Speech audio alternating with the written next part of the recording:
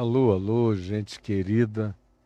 É uma alegria para mim estar com você todos os dias da minha vida adulta, desde que eu tenho 18 anos de idade e desde os 19, quando eu comecei a fazer televisão lá na minha terra, em Manaus, no Amazonas, na rede amazônica de televisão, e nunca mais parei de usar esses veículos de comunicação à distância. E a internet, eu estou nela desde que ela inaugurou. Eu estou usando. Mas o que me traz maior alegria nesse dia 6 de junho é o fato de que hoje eu e minha mulher estamos fazendo 24 anos de união. 24 anos. Eu fui casado, como vocês sabem, duas vezes. No meu primeiro casamento, eu fui casado 25 anos. 25 anos de união. E agora, pela misericórdia de Deus, quando eu conheci a Adriana, eu tinha uma espada na cabeça de saúde e de diagnósticos médicos, prognósticos, que diziam que eu ia viver no máximo 10 anos. E foi por isso que a gente começou a botar alianças nos dedos, porque a Adriana queria que para cada 3 anos de casamento a gente pusesse uma aliança a mais, como se fossem 10 anos. E aí acabou que eu fiquei sem dedo para tanta aliança. E elas, de fato, simbolizam o que elas dizem querer simbolizar. Para nós é assim. E em cada uma delas tem coisas escritas. Nessa maior aqui, que é do meu casamento, essa com essa cruz, está escrito Tetelestai, que significa está pago, está consumado, está realizado. E essa aqui eu ganhei de presente da minha mulher quando eu fiz 50 anos de vida. Quando a gente se conheceu, eu tinha 45. Quando eu fiz 50 anos, ela me deu essa aliança que eu uso nesse dedo de cá e que tem um texto em latim dentro escrito Ubi tu caius, ubi ego caia, que significa aonde tu fores chamado Caio, ali eu serei chamada Caia. Significando dizer, era no dia do casamento que se dizia isso. A mulher falava para o marido: aonde estiver a tua alegria, Caio, em latim, significa alegre, feliz. Também significa bordão. Aonde estiver a tua alegria, o teu bordão, a tua estabilidade, o cetro do teu equilíbrio, ali também eu serei chamada de feliz. Serei feliz com a tua felicidade e seremos felizes juntos. Carregamos o mesmo nome. Caio é o nome da nossa alegria. E hoje eu e a Adriana estamos completando 24 anos de união com muita graça, felicidade nossa, dos nossos filhinhos e dos 6 netos que nos chegaram desde então. Eu já era avô da Helena, que tinha 7 para 8 meses, quando eu encontrei a Adriana, e de lá para cá vieram outros 5 netinhos. E a Helena, desde que tomou consciência de si, a vovó Adri já estava brincando e correndo com ela para lá e para cá. Nós temos constituído uma família com os nossos filhos e netos e os agregados que os filhos trouxeram à família, muito felizes. E eu te dou graças, Jesus, pelo dia de hoje, pelo que ele significa e representa para o nosso coração. Para o meu e para o da Adriana, para os nossos filhos e netos, e para tantos quantos nos amam e nos querem bem, e oram por nós e nos desejam o melhor para a vida. Muito obrigado.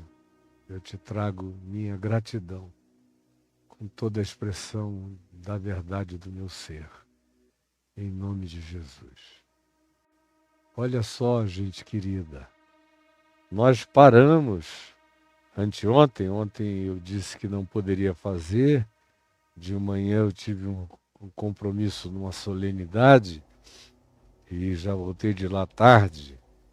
Cheguei aqui rapidinho, só troquei de roupa e fui para uma gravação num podcast do qual eu tenho participado todos os meses aqui em Brasília mesmo, chamado Fé e Favela, com meu querido amigo de 30 anos, o jornalista André Fernandes. E hoje, portanto, eu estou dando sequência a Mateus, no capítulo 10. Você vem acompanhando aí o desenvolvimento desse capítulo 10, que começa com Jesus chamando os que ele quis, os seus 12, e nomeando-os. A alguns deles ele acrescentou inclusive alguns apelidozinhos. Esses que são os chamados, vocês viram comigo pormenorizadamente que são os enviados. E aí nós começamos a ver a natureza do envio. E é o que nós vimos tratando todos esses dias. Até que chegamos ao verso 16 anteontem, quando eu falei enfaticamente sobre o significado dessas ovelhas de Jesus, que não são pessoas da manada. São aqueles que discernem a voz dele. Como ele diz em João, no capítulo 10, as minhas ovelhas conhecem, ouvem e conhecem, ouvem e conhecem, ouvem e conhecem a minha voz. Portanto, são ovelhas lúcidas. Não são uma manada tangida por qualquer que seja a impressão, o movimento, a multidão, ou aonde o fluxo leve, de modo algum. São o oposto das ovelhas convencionais, que andam sem darem muita importância, muitas vezes, a quem seja o pastor. Essas aqui só seguem um. E Jesus diz isso em João 10, e aqui ele diz: eis que eu vos envio como ovelhas, não ovelhas obnubiladas, idiotadas, ovelhas de manada alienadas, não, como ovelhas minhas, que só andam sob o movimento da minha voz, sob a pulsão da minha direção.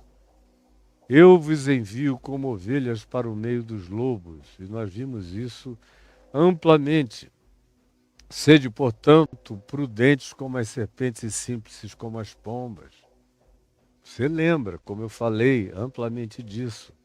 Acautelai-vos dos outros, foi o que eu falei também, porque Jesus não se dava a confiar a qualquer um, não ficava impressionado com belezuras, nem com lisonjas, nem com impressões agradáveis. Ele discernia atitudes. Ele diz: pelos frutos os conhecereis, pela postura, pelo comportamento, pela coerência, pela constância, pela perseverança, pela continuidade das mesmas recorrências positivas de um caráter bem fundado, bem firmado e bem enraizado. E aí nós vimos que somente assim a gente está preparado para enfrentar as dificuldades, que são muitas. Nós vimos os dois tipos de dificuldades. Aquelas que, especialmente em relação aos enviados, especificamente chamados de apóstolos, ou quem quer que tenha uma tarefa do mesmo nível, do mesmo jaez, do mesmo compromisso, da mesma responsabilidade, da mesma profundidade, do mesmo vínculo, do mesmo chamado, da mesma radicalidade, da mesma vitalidade e profundidade visceral, qualquer um vai enfrentar dificuldade com governantes, com autoridades, com pessoas que não gostarão da postura que esses discípulos do Evangelho, essas ovelhas do único pastor, manifestarão. Em segundo lugar, eu disse que viriam também as dificuldades gerais, que a gente teria com pessoas de todos os tipos, em todos os lugares. É o que Jesus diz, é o que Paulo sustenta, por exemplo, dizendo a mesma coisa a Timóteo, quando afirma: ora, todos quantos querem viver justa e piedosamente em Cristo Jesus serão perseguidos. Você está lembrado disso? Todos quantos querem viver justa e piedosamente em Cristo Jesus serão perseguidos. E aí, nós vimos o que Jesus disse: não se preocupem com isso, faz parte. E nem precisa que vocês façam grandes elaborações de defesa, não andem por aí se defendendo, batendo de porta em porta. Meu Deus, imaginem só, uma pessoinha como eu, mas que tenha o seu significado público para milhões de pessoas. Se nos últimos 51 anos de vida e ministério eu tivesse andado por aí batendo de porta em porta, querendo dar explicações para cada calúnia, para cada construção maligna, perversa, para cada invenção, para cada mentira, para cada fake news, para cada detratação, para cada desejo perverso e desconstrutivo, para cada palavrão teológico, para cada heresia que tentam colar e pregar na minha vida em todos os níveis. Imagina, eu não teria tido tempo para mais nada, a não ser para sair batendo de porta em porta. Jesus vem e diz: não se preocupem. Se essa coisa chegar até vocês, vocês não precisam nem fazer elaboração do que vocês vão dizer. O Espírito Santo habita vocês. Eu estou enviando vocês habitados pelo poder, pela lucidez, pela sabedoria, pela luz do Espírito Santo. Então não cuideis no que haveis de dizer ou de responder, porque não sereis vós que falareis, mas o Espírito Santo falará em vós. E eu disse, essa tem que ser a atitude de quem anda cheio do Evangelho. Se eu estou cheio do Evangelho, eu não tenho necessidade de elaborações a fazer. Eu tenho apenas que deixar vazar a sinceridade amorosa, sensata, ajuizada, calma, prudente, mansa do meu coração, conforme Jesus vem ensinando aos seus discípulos. É por isso que quando chega nesse ponto da jornada, ele diz isso a eles, porque ele os vem ensinando faz tempo sobre como deve ser o caráter genuíno de uma discípula, de um discípulo dele, de um apóstolo, de uma apóstola dele, de um enviado, de uma enviada dele. Aí nós paramos aqui no verso 20, e eu disse que nós prosseguiríamos no verso 21, porque nós iríamos tratar do verso 21 até o verso 23 de perseguições de natureza muito íntima. No verso 23 nem tanto, mas do versos 21 e 22, a gente vai ver coisas que têm a ver com o que mais machuca o coração da gente.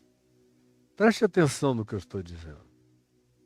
Quando eu fui ou sou objeto de perseguição de governadores, de presidentes, de autoridades, ou de magistrados, ou de pessoas que, tendo poder, função, posição, se sentem chocadas, ofendidas pelo Evangelho pregado em nome de Jesus, não como insulto a ninguém, não como descaramento, não como cara de pau, não como provocação de graça contra ninguém, mas se sentem, e não raramente se sentem.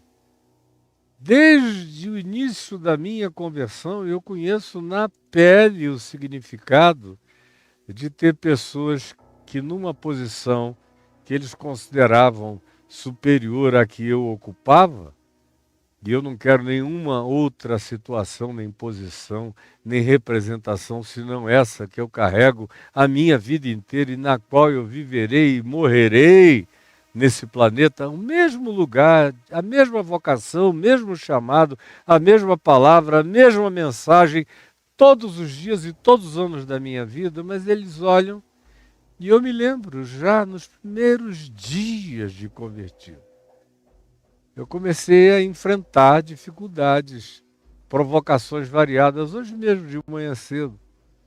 Eu me lembrei do tempo em que eu comecei a pregar ao ar livre, e antes de começar a pregar em templo, da Igreja Presbiteriana de Manaus, Igrejas Batistas, Assembleias de Deus e por aí afora, primeiro ano de convertido, onde eu pregava em todos os lugares, especialmente na rua, nas escolas, nas praças, nos lugares públicos, no meio dos malucos, dos hippies e também no meio das elites. De vez em quando tinha alguém que dizia, eu vou ver se esse cara se converteu mesmo. E me provocavam de todos os modos para ver se me tiravam do sério. E se eu puxava do bolso meu jiu-jitsu, atropelava o cara, quebrava ele todinho, para depois ser acusado de sabe lá Deus do quê, e perder a autoridade da mansidão, a autoridade da bondade, da compaixão, da misericórdia, da ternura e do amor, que são os fatores de composição do caráter do Evangelho que não podem faltar em nenhum de nós, muito menos em mim. E em razão do que eu me guardei de tudo e de todos, todos os dias da minha vida. Tenho feito isso e farei até morrer. Mas não faltam pessoas que cheguem querendo tirar você do sério. Paulo disse, é normal. E falou a Timóteo, que era um cara tímido. Ele não era nem de longe parecido comigo, que não tem timidez nenhuma.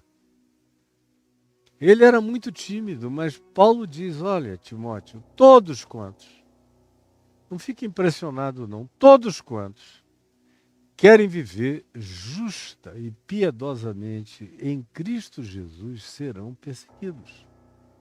Faz parte, está no combo, está no script desse compromisso de vida, de modo que não pense diferente.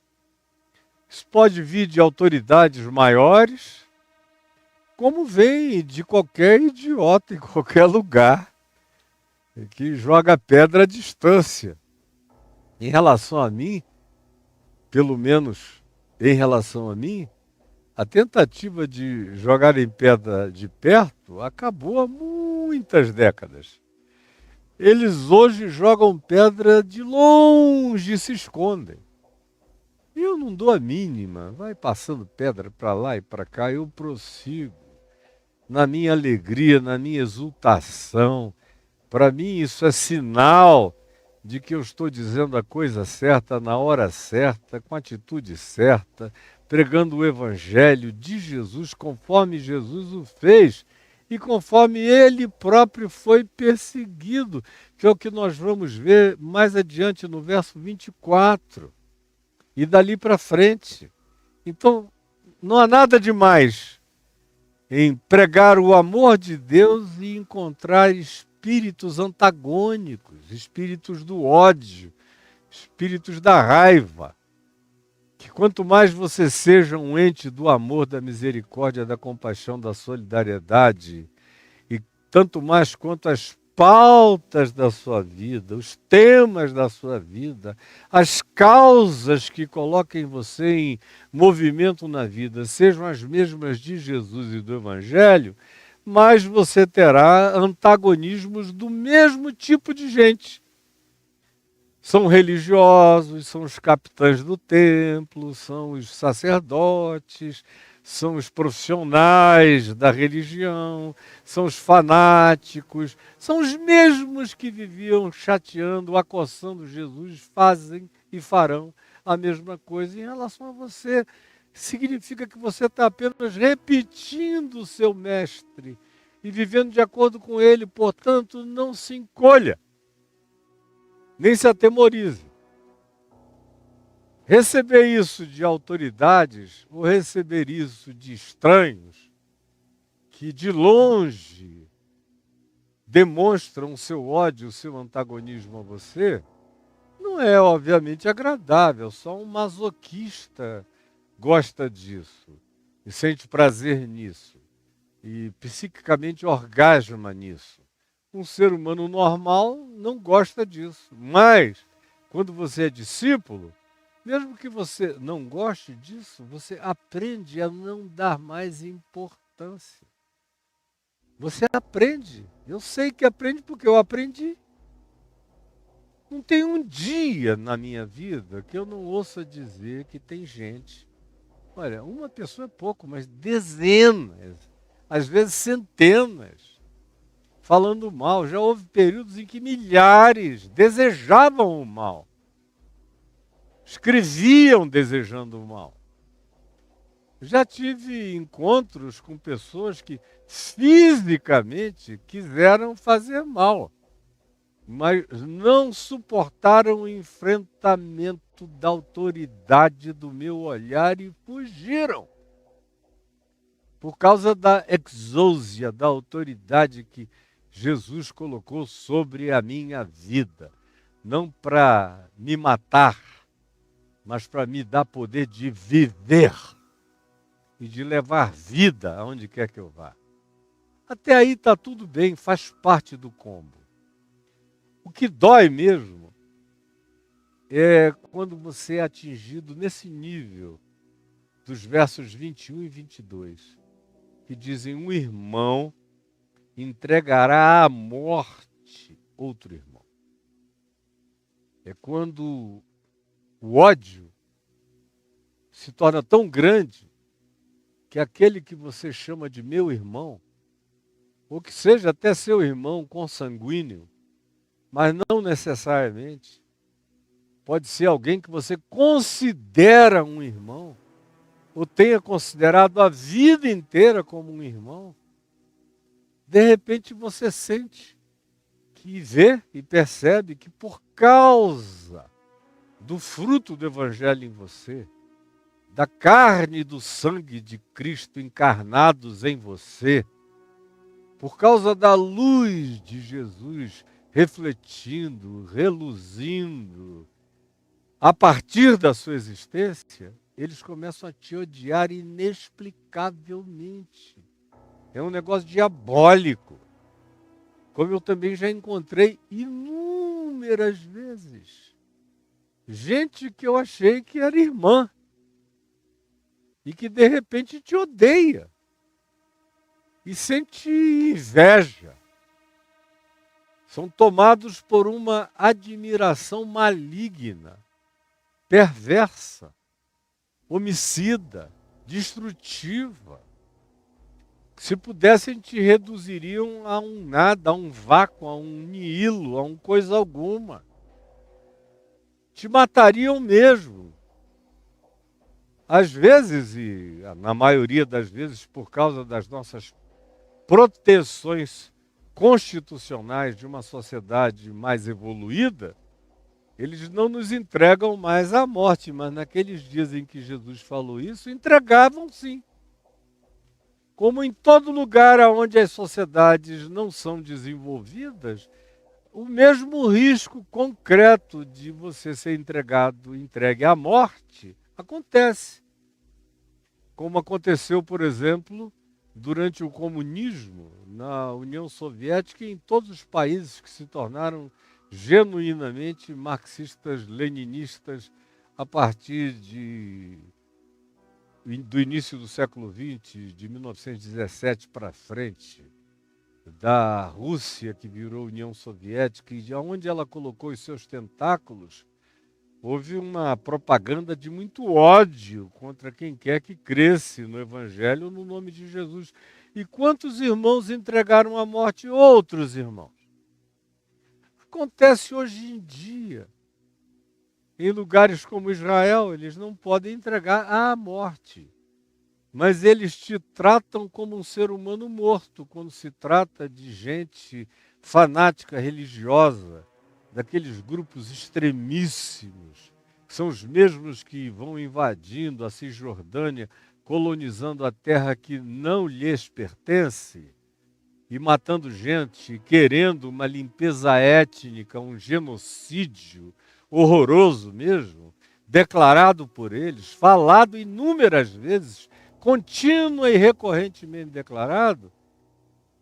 E se você tiver o despudor, a coragem, de acordo com a interpretação deles, de dizer eu sou de Jesus, a sua vida está liquidada naquele ambiente. A mesma coisa nos ambientes islâmicos radicais.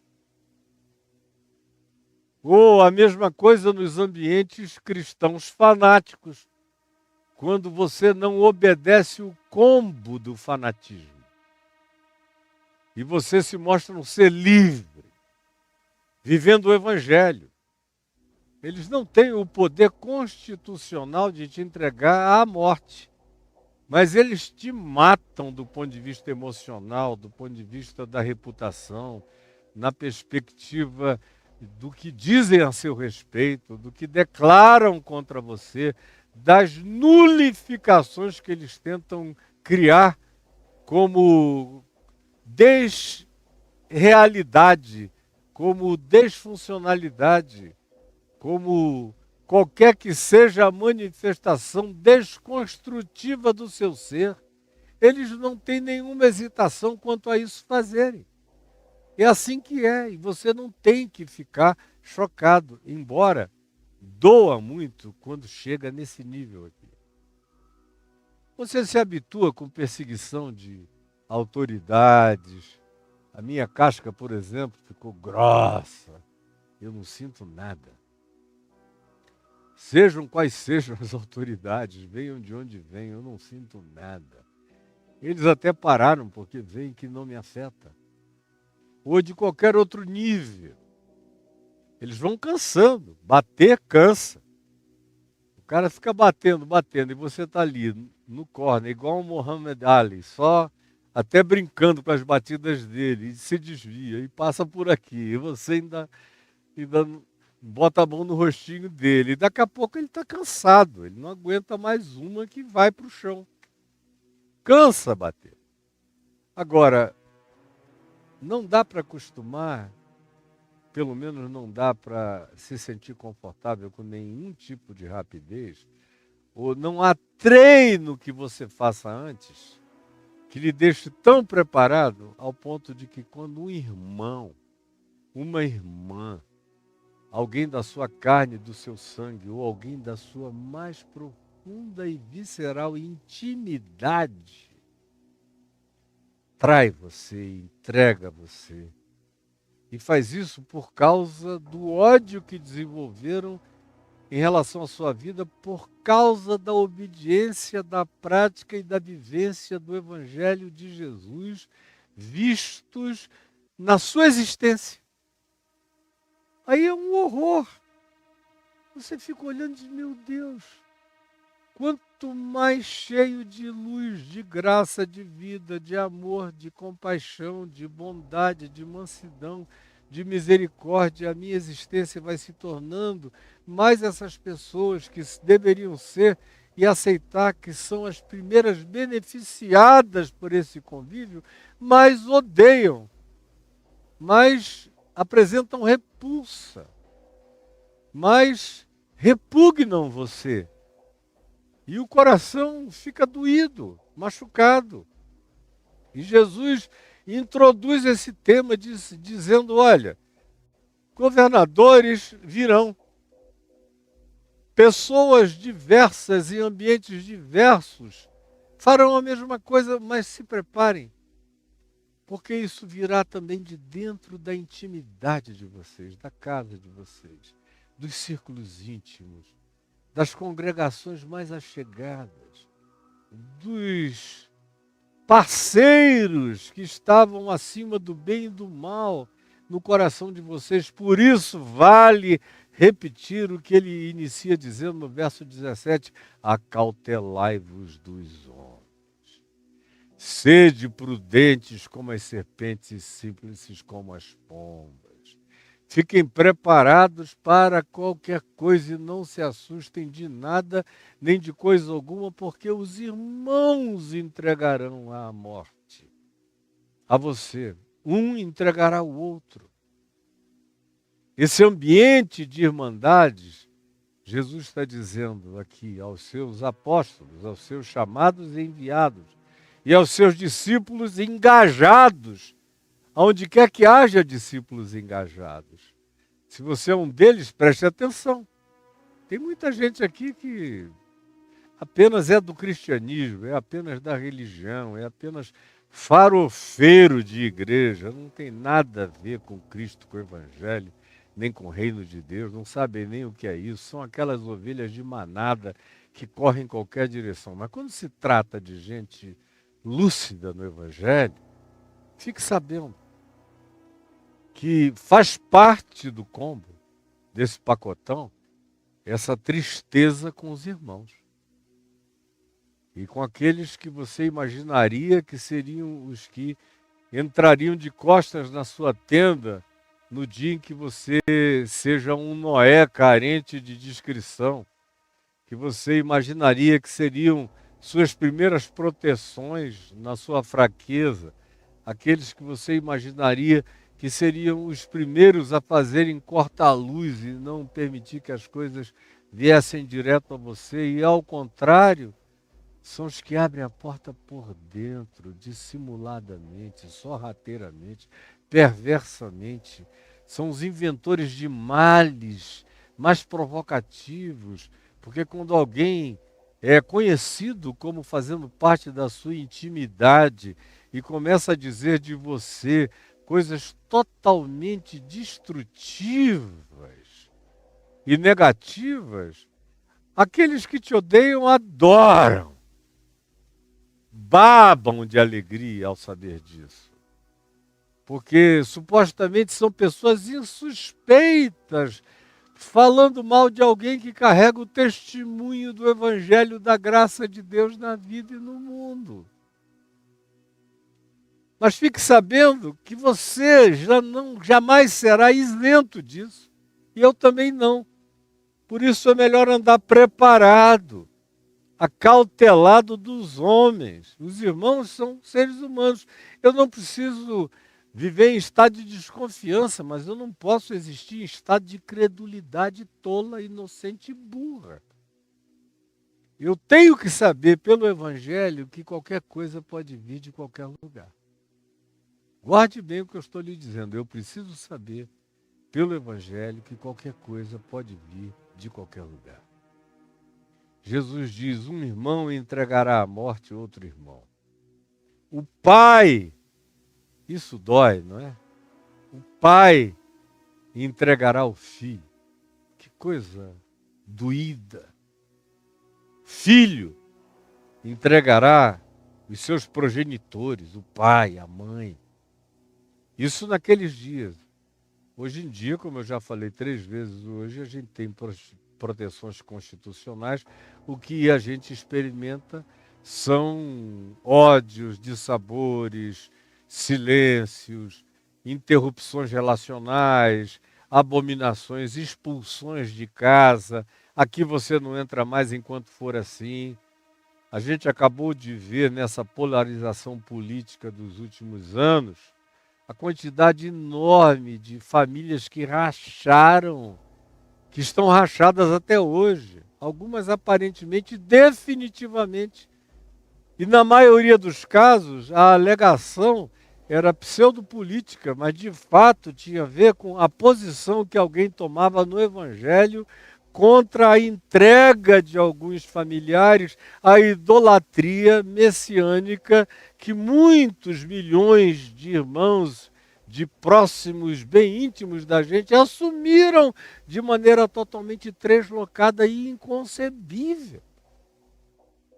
Aí se você vem, fala, ou mesmo que não fale, vive o oposto e coloca a sua vida num lugar diferente, numa posição diferente, com uma atitude diferente, você passa a ser indiscriminadamente odiado, colocado em ostracismo, rechaçado, malignificado. E é horroroso. Irmão contra irmão, pai contra filho, filho contra pai, famílias destruídas, rachadas, e se levantam uns contra os outros, com a intenção mais perversa possível. Eu encontro gente que me diz, eu não consigo me arrepender de odiar meu pai, de odiar minha mãe, de odiar meus irmãos por tantos anos quanto eu tenho feito, quanto eu tenho praticado. E eu converso, digo, olha, você precisa resolver isso. Não, mas eles não merecem. Não tem nada a ver com mérito. Tem a ver com quem você quer ser. Se você quer ser discípulo de Jesus e viver no amor de Cristo, no Evangelho, perdoe a todos, ande limpo. Eles podem odiar você o quanto queiram, podem desejar a sua morte, a sua vacuidade, o seu abismamento no nihilo, tanto quanto possam desejar. É uma doença deles. Mas não deixe que isso corrompa a sua vida, destrua você, porque você se torna idêntico a eles. Idêntica a eles. Não faça isso. E alguns dizem, não peço de mim, porque eu tenho o direito de me sentir assim para sempre. Eu não vi isso algumas poucas vezes, não. Eu ouço com regularidade. Aqueles que estejam porventura me vendo, ouvindo, assistindo, e que foram expulsos de casa por razões relacionadas à fé, ou por razões relacionadas ao gênero que manifestaram, a posição de natureza, de preferência sexual homoafetiva, e foram tratados pelo pai, pela mãe, pelos irmãos, de maneira escorraçante, foram mandados embora, estão proibidos de voltar, são odiados. Ouçam, que Jesus disse que isso aconteceria. Dê graças a Deus que você não está num país onde haja uma teocracia e com autoridades religiosas declarando o seu enforcamento, o seu apedrejamento, a sua pena de morte, como tem em alguns lugares da terra. Fique feliz que aqui entre nós é apenas o ostracismo, o abandono, a rejeição, o ódio declarado e o virar de faces que eles te oferecem. Dói! Mas você segue ainda vivendo pelo planeta, distribuindo graça e amor se você não se deixar contaminar pelo ódio que sobre você foi lançado. Pelo amor de Deus, não se deixe contaminar por esse ódio de modo algum. Olha aqui. Sereis odiados de todos, diz Jesus no verso 22, de todos, por causa do meu nome. De todos. Especialmente esses todos. Porque ninguém deve achar que existe um dado segmento que pode não nos odiar eventualmente. Jesus disse, se preparem para tudo, para todos e para qualquer coisa. Se eu sou um chamado que fui enviado no caráter de Cristo Jesus, como uma ovelha do bom pastor, que só ouve a voz dele, para o meio de lobos. Eu tenho que saber que todos quantos não tenham esse espírito podem ter a atitude do lobo contra mim. Isso é óbvio. Portanto, conquanto eu não ande paranoico, e eu pessoalmente não ando, ando livre, mas não ando bobo, não ando tolo, nem sou surpreendido por nada. Já faz muito, muito tempo que ninguém me é uma surpresa. E quando alguém em quem eu confiava muito me traz uma surpresa desse tipo negativo, minha mulher, que está vivendo comigo há 24 anos, sabe que eu sou sarado disso antes do sol se pôr. Eu nunca dormi uma noite em cima de nada que alguém tenha tentado fazer de mal contra mim. No meu coração não cola, não prega, não fica, não encontra aderência. Em mim, não. Agora, tanto mais quanto você saiba que as coisas são assim, tanto mais chance você tem de se preparar para não se tornar como eles querem que você se torne. Como é que eles querem que você se torne? Eles querem que você se torne exatamente como eles são.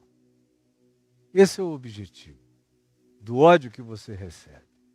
É fazer você desistir do amor, da graça, da compaixão e da misericórdia, da solidariedade e desse caminho santo e puro do Evangelho. E se torne um ente de ódios, de raivas, de malquerências. Eu sou uma pessoa que falo palavras de natureza profética também. Não sou profeta, não. Como tem gente aí dizendo, eu fui levantado profeta. Eu não fui levantado nada. Eu fui levantado para ser um pregador da Boa Nova. Isso eu faço e farei todos os dias da minha vida. Agora, na Boa Nova, não raramente você tem que enfrentar em nome do Evangelho, em nome da Boa Nova, a mentira de muitos, especialmente daqueles que vêm falsificar o Evangelho usando o nome de Jesus, enganando pessoas. E são esses, preste atenção no que eu estou dizendo, está prestando atenção em mim? Está prestando atenção? São esses aqueles que Paulo enfrenta e nomeia. São os únicos, de fato, que Paulo enfrenta e nomeia. Aí ele fala daqueles que estão corrompendo a igreja, dos que trazem falsos ensinos, dos que têm uma palavra pervertida, falada em nome de Jesus, mas que ele diz a Timóteo que corrói como câncer. E escrevendo a Tito, ele diz, é preciso fazê-los calar. Quem são esses? São os que falam loucuras em seu próprio nome? Não. São aqueles que, em nome de Jesus, se tornam corruptores da fé, levando pessoas a descrerem do amor de Deus para sempre, por causa das suas pregações do ódio, da raiva, do exclusivismo perverso e diabólico, por causa do cercadinho dentro do qual eles tentam colocar a graça de Deus em Cristo Jesus, transformando numa desgraça para a maioria da percepção dos seres humanos. Portanto, fiquem sabendo que não é nada estranho que quem quer que ouça esse evangelho e veja você vivendo essa graça, desgoste profundamente de você, tanto mais quanto sejam religiosos. Como foi com Jesus. Você não vê centuriões romanos odiando Jesus, nem Pilatos odiando Jesus, nem as autoridades romanas mandando perseguir Jesus, não. Tanto quanto você não vê publicanos, pecadores, meretrizes, gente da vida, do mundão, com raiva de Jesus. Ao contrário, são os que mais o apreciam, o saboreiam. Encontram nele deleite de convívio.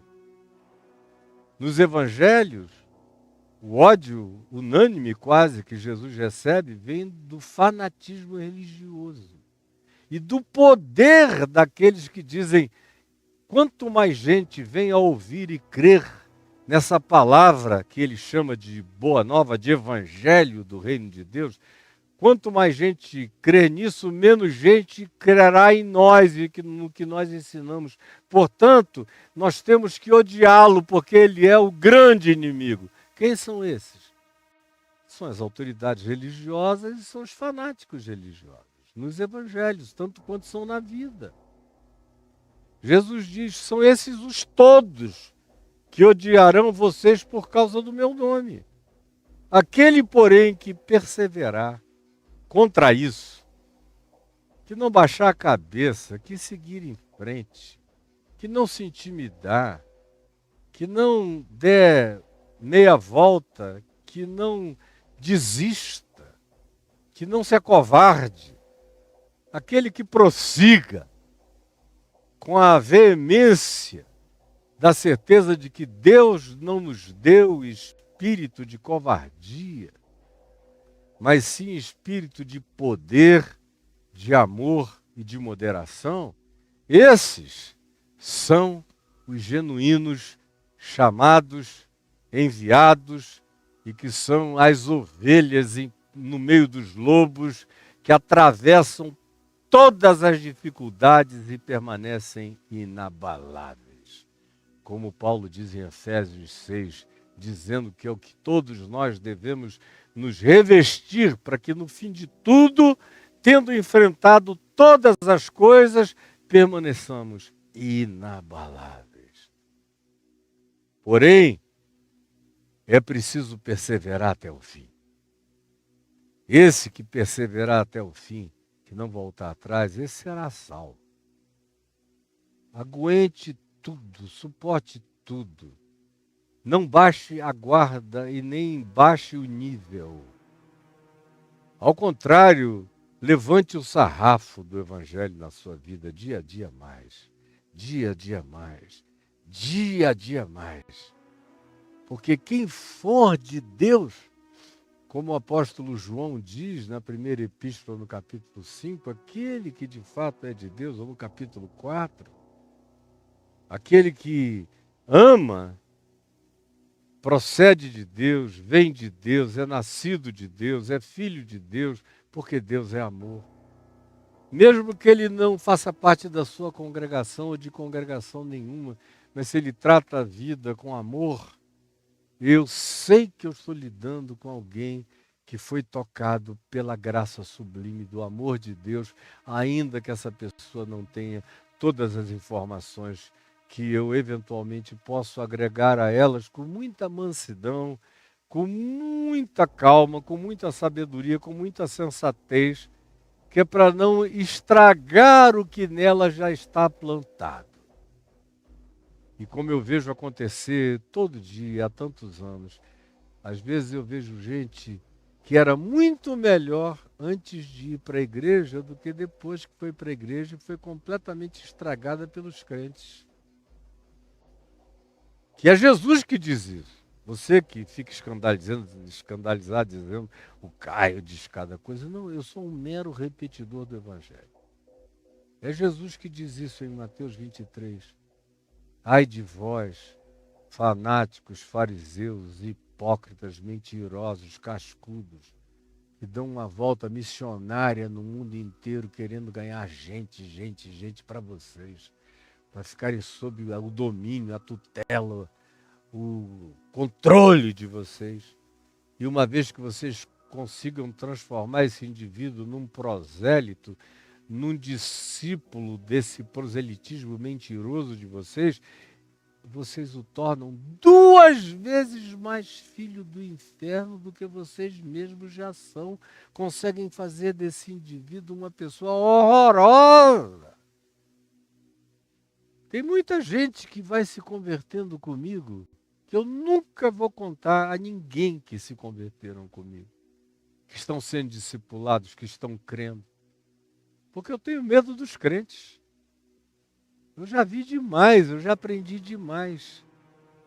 Aí chega o crente lá, quando aquele indivíduo que se converteu com você na quietude, na surdina, não está ainda bem enraizado, bem aprofundado na consciência da fé e do discipulado, e chegam os crentes, não raramente corrompem a alma do indivíduo, ensinando um monte de loucuras, das quais, pelo medo, muitos deles, às vezes, nunca mais conseguem ficar livres. Então eu vou vendo pessoas irem se convertendo, vou batizando-as no silêncio, na calma, com uma, duas ou três testemunhas no máximo, no sossego total, porque o maior perigo para essas pessoas são os crentes fanáticos, que têm um poder que Jesus advertiu de fazê-los tornarem-se 2 vezes mais filhos do inferno do que eles próprios. Que coisa horrorosa.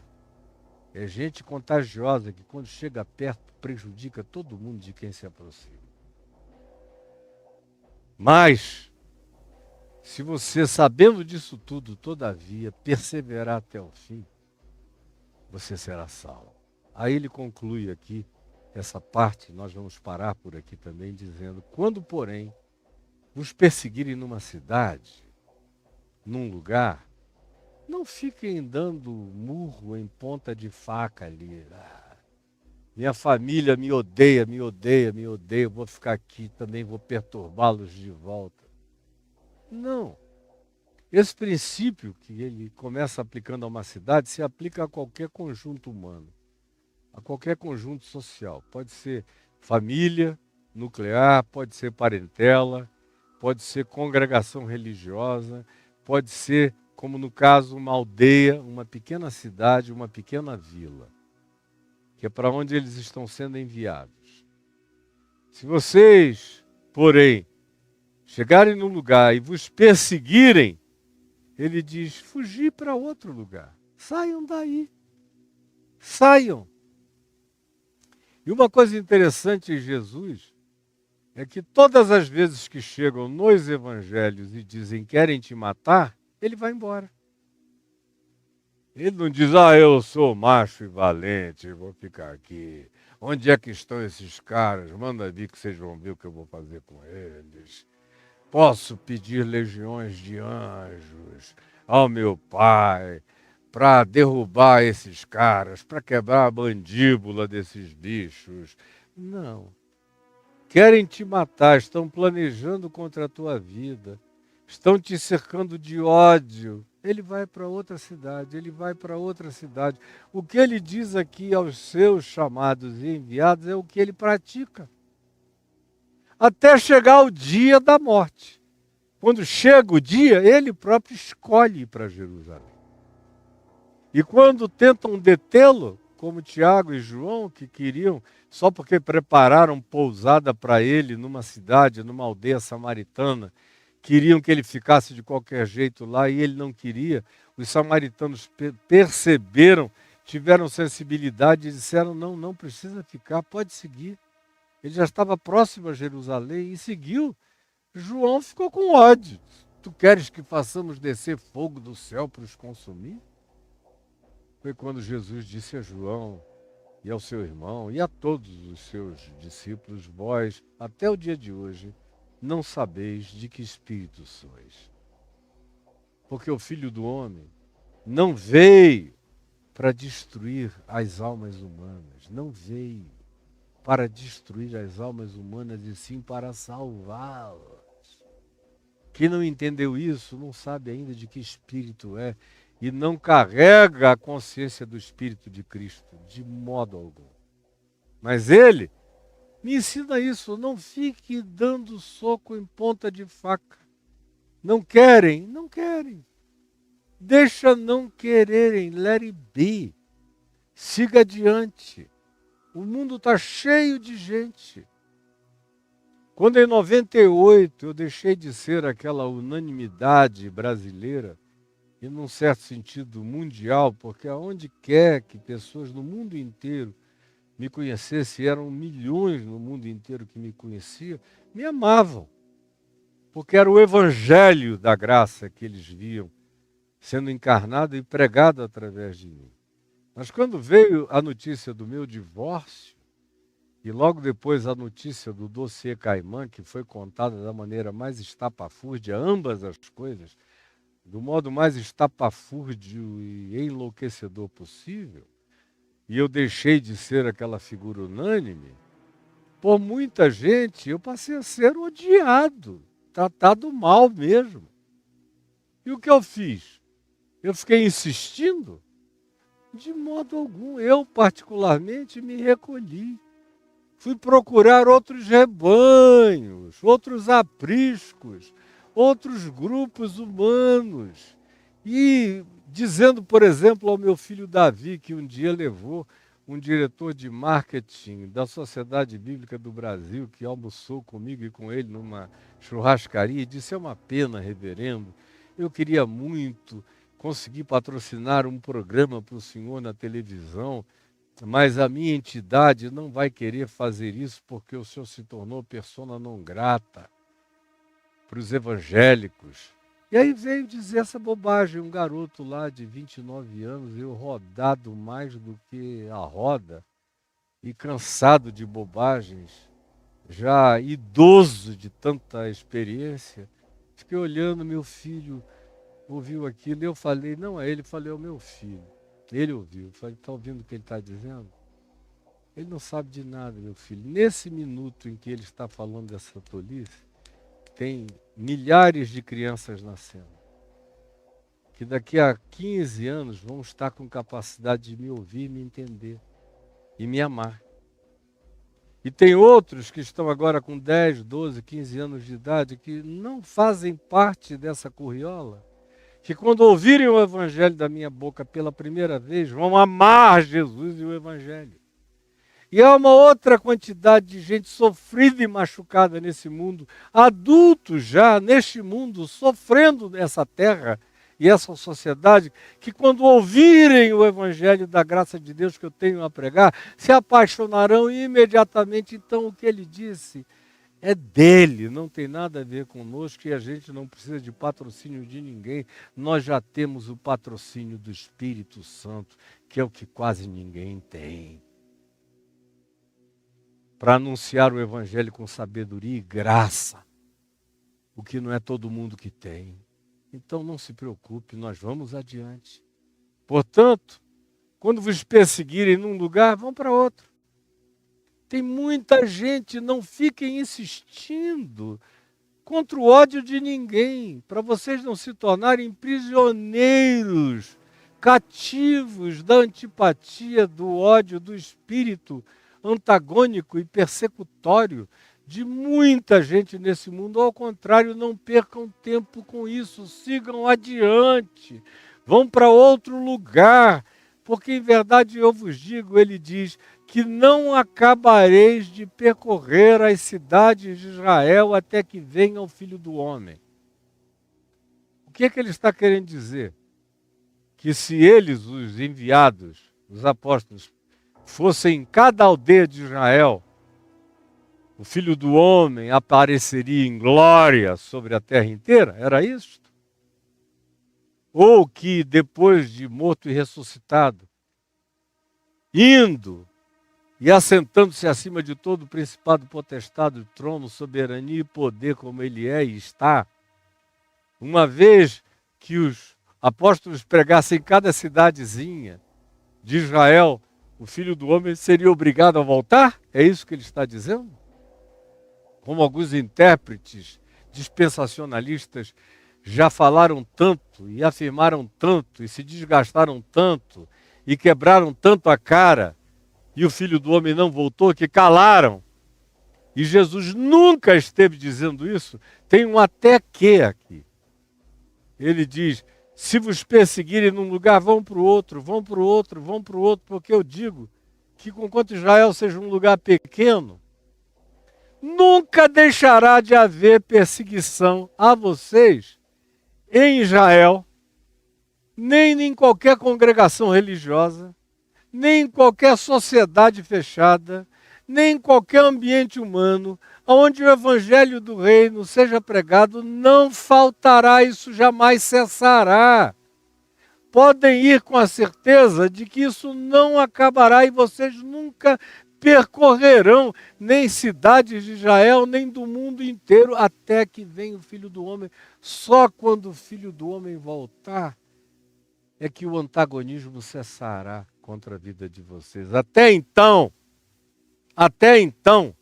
que vocês experimentarão antagonismos variados e diversos sempre.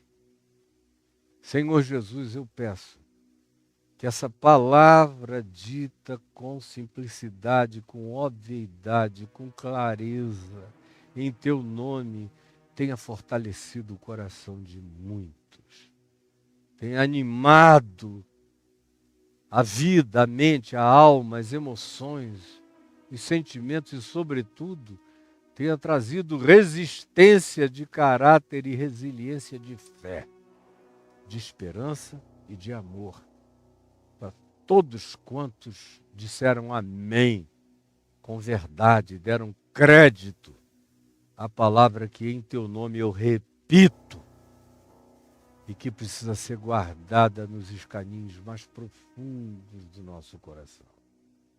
Eu peço que seja assim, em nome de Jesus. Amém e amém. Olha só, gente boa de Deus. Eu vou parar por aqui antes que o TikTok caia, vai cair daqui a pouquinho. Mas antes disso eu quero que você dê uma olhada aqui nesse QR Code que está aparecendo em cima de mim. Aqui, está bem aqui, QR Code. Aí você aponta a sua câmera para lá e quando você apontar vai fazer um glupte e você vai cair dentro de alguns ambientes. Eu vou tirar a minha câmera aqui que está no TikTok. Beijinho para vocês, meus queridos tiktokianos. Mas aqui, quando você aponta a sua câmera para aí, você cai num ambiente que nós estamos vendo ali, onde tem, eu estou vendo aqui no meu preview. Eu ia até cortar o TikTok, mas fiquei sem coragem. Tanta gente linda assistindo. Ai, meu Deus. Tem até um ou dois falando bobagem aqui, mas que Deus te abençoe. Tem um tal de Romildo, que tem uma certa obsessão. Ronildo Almeida. Poxa, por que você votou no Lula? Porque a alternativa era, para mim, demoníaca.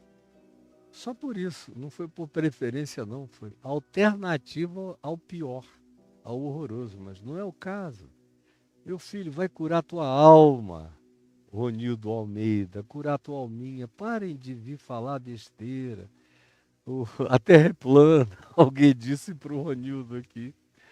Então, voltando ao que interessa, você aponta o seu celular para esse QR Code, aí cai aí, aonde você tem esses dois bancos, o Santander e o Banco do Brasil, com as contas respectivas, é só clicar na conta da Elde, que o meu amigo Edivaldo faz a gestão de tudo há tantos anos, desde 89, estamos juntos. Agora caiu aqui o TikTok, eu posso voltar lá. Então, você, além dos cartões de crédito, que estão ali, além das contas bancárias, você tem os cartões de crédito. Você tem essa variedade de cartões. Para quem queira o Visa, o Mastercard, o American Express, o Lions, o Diners Club International, o cartão Elo. Estão aí. Para quem quer contribuir, prefere essa modalidade. Ou então, abaixo disso, tem o PagSeguro, que muita gente sabe usar e usa. Abaixo disso, para quem está no exterior, me assistindo, milhares de pessoas em outros países, tem o PayPal, que vocês podem utilizar e me ajudarem fazendo isso com toda a espontaneidade e alegria do coração de vocês, me ajudarem a levar essa palavra em todas as línguas para o mundo inteiro e a sustentar aqueles que me ajudam, porque eu não faço nada do que eu faço sozinho. Tem gente trabalhando comigo para isso tudo chegar até você. Então, essa é a primeira coisa. E aí tem o Pix também passando aí. Esse Pix que está chegando aí, que é o CNPJ também da ELD. Você pode anotar, sabe como proceder, sabe como enviar. Não tem ninguém no Brasil que não saiba hoje em dia usar o Pix. E você pode fazer isso com toda a alegria do seu coração, porque só vale a pena se for com alegria e com espontaneidade. Agora, tem uma segunda coisa. Aí também passa um Pix pessoal, como eu digo diariamente, foi a pedido de alguns amigos meus que eu coloquei esse Pix. Tem o meu nome e o nome da minha mulher. Para quem quiser anotar, isso aí sim, não tem nada a ver com o meu ministério, tem a ver com a minha vidinha. Mas o que me alegra mesmo é outra coisa, como eu digo todo dia. Eu gosto de receber ajuda, sobretudo aquela ajuda dos que eu ajudo antes. Eu ajudo todo mundo dando de graça tudo. Na minha vida inteira eu dei de graça. Agora, faz 10 anos que eu venho sendo sustentado pelos cursos que eu elaboro e que são oferecidos àqueles que são meus discípulos, que aprendem comigo, que confiam em mim, que me amam, que sabem que não vão aprender loucura, que só vão aprender o que seja saudável, segundo Jesus, segundo o Evangelho, comigo. Porque assim foi a minha vida até o dia de hoje, assim será até o fim. Então você tem que escrever aí, caiofabioexclusivo.com.br. caiofabioexclusivo.com.br. Escreveu aí, cai para o outro lado, e aí tem o Reconexões, Jesus a chave hermenêutica, o caminho do discípulo. Tem todos esses cursos que eu gostaria que você fizesse, tem a descrição de cada um deles, do conteúdo deles. Eu sempre sugiro às pessoas começarem pelo Reconexões, que dá uma visão global da criação em Gênesis 1:1, até depois do último capítulo do Apocalipse, te dá uma visão transcósmica dessa graça de Deus, ajuda você a se posicionar na vida e no mundo com consciência de quem você é em Cristo, no Evangelho, nesse planeta, nesse universo. Reconexões com Deus, consigo mesmo, com a natureza, enfim, com o próximo. E aí o segundo curso que eu recomendo sempre, para quem não fez ainda, é o Jesus, a chave hermenêutica. Porque ajuda você a ler tudo, a ler a vida, a ler ciência, a ler o Velho Testamento, a ler o Novo, a entender. Você aprende o princípio. Você ganha algo que é mais do que uma pedra filosofal. É Jesus como chave que abre todos os tesouros da sabedoria e do conhecimento. Ilumina a sua mente, faz o seu entendimento crescer. E aí siga no caminho do discípulo, uma quantidade enorme de outros cursos. Quem anda em muita angústia, enlutada, tanta gente sofrendo angústias de lutos, de morte, tanto quanto lutos de abandono, de perda, de divórcio, de sofrimentos mais variados. O curso do medo, que eu recomendo intensamente para todo mundo. É um destravamento total, é um desbloqueio completo, porque se tem algo que aleja a vida da gente, que impede o desenvolvimento da nossa existência por inteiro e por completo, é medo. As variadas formas de medo. Vai e aprenda como o Evangelho coloca você para além do medo. E eu não estou dizendo que você se torna uma pessoa inconsequente, mas você deixa de ser uma pessoa amedrontada e acovardada. Ao contrário, Deus não te deu espírito de covardia, mas de poder, de amor e de moderação. E são muitos cursos que estão disponíveis para você aí. Vai e faça. Me dá grande alegria. Toda vez que a minha mulher me diz, olha, hoje tantas pessoas compraram os cursos tais, tais e tais, ela fica logo sabendo. Me dá muita alegria, porque eu sei que é gente que vai crescer no Evangelho, e é desse recurso que a gente paga os que trabalham para fazer tudo chegar até você, Eu estou lançando cursos novos nos próximos dias. Hoje à noite eu tenho uma reunião às 19 horas para tratar disso, dos próximos lançamentos. Tem alguns chegando aí. Vem o Café com Graça, que são salmos. Vão ser centenas de salmos, 700, 800 comentários nos salmos, edificando a vida das pessoas. E eu vou fazer um programa à noite aqui especial, é o que eu vou combinar com o grupo hoje, com o time que me ajuda, para você receber o Café com Graça, que vai alimentar a sua vida com uma força de alegria devocional enorme. Logo em seguida virá a Área 51 do Evangelho. Nós estamos editando os documentários da Turquia, das minhas pregações para o grupo que foi comigo até lá, tanto quanto os documentários que eu fiz sobre os temas pré-diluvianos e que vão fazer parte da Área 51 do Evangelho.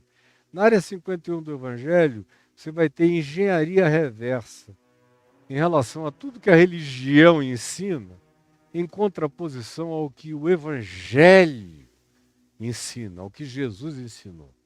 A gente vai desenrolar isso ao contrário, pegar o rolo da religião e trazer até a essência do Evangelho de Jesus, para você nunca mais andar enganado. É a engenharia reversa do cristianismo pervertedor de consciências, enganador de mentes e almas, para o Evangelho da pureza do reino de Deus. E é isso que você vai receber e nunca mais vai ser o mesmo. E juntamente com isso, todo dia eu tenho cursos novos, vontade e ímpetos de ensinar coisas novas. Aqui eu só estou ensinando o que é básico, o básico do básico. Agora tem tanta coisa que você precisa primeiro se treinar, primeiro se ambientar com a consciência mais profunda do Evangelho, como Paulo diz escrevendo aos Coríntios. Ele diz, com vocês, preste atenção, com vocês, eu só pude compartilhar leitinho, porque vocês são crianças carnais, infantiloides. Não pude trazer nenhum alimento sólido. As coisas mais profundas, mais elevadas, essas eu só converso com os experimentados. É Paulo, em 1 aos Coríntios, dizendo isso. Leia. Capítulos 1 e 2, você vai entender perfeitamente o que eu estou dizendo à luz do que Paulo afirmou. Tem muita gente aqui que não pode passar do leitinho. No leitinho elas ainda se engasgam. Quero levar você para uma profundidade maior, porque todos nós temos que estar preparados para o que nos aguarda nesse mundo. O que eu estou tentando fazer é criar um legado que seja muito maior do que a minha vida temporal e mortal, e que possa ajudar seus filhos e seus netos e seus bisnetos. Quando não houver praticamente nenhum evangelho na terra, isso esteja pronto, guardado para alimentar seu coração e o coração daqueles a quem você ama ou venha a amar. É o que eu tenho para dar, é a minha riqueza, é o que eu entrego de todo o meu coração e com toda a minha sinceridade. Desejo que Deus te abençoe, em nome de Jesus. E eu espero você aqui amanhã, com a graça de Deus. Amém, amém e amém.